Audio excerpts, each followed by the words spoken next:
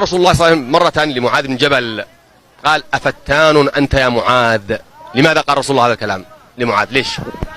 عندك فكرة؟ لماذا قال له هذا الكلام؟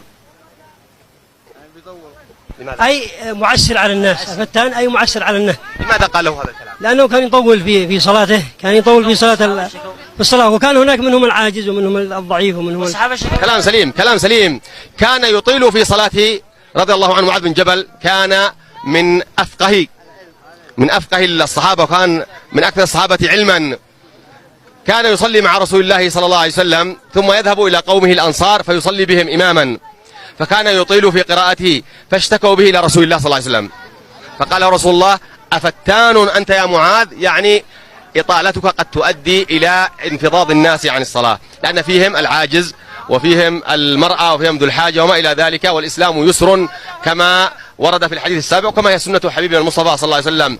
الدين يسر بكامله، وحبيبنا المصطفى صلى الله عليه وسلم كان كثيرا ما يحث على اليسر والرفق وعلى الأشياء السهلة للأمة الإسلامية وللناس بشكل عام. وإجابة سليمة، و20,000 ريال إضافية، والجائزة 50,000 ريال. جائزتنا أصبحت 50,000 ريال، نسلمها هنا في أمام مدينة حبابة من محافظة عمران، أمام مدينة حبابة محافظة عمران. جائزة 50,000 ريال نسلمها لأخي. اسمك يا أخي الكريم؟ أحمد عبد الله على الفهيم. إذا 50,000 ريال نسلمها هنا، ومبروك عليكم الجائزة.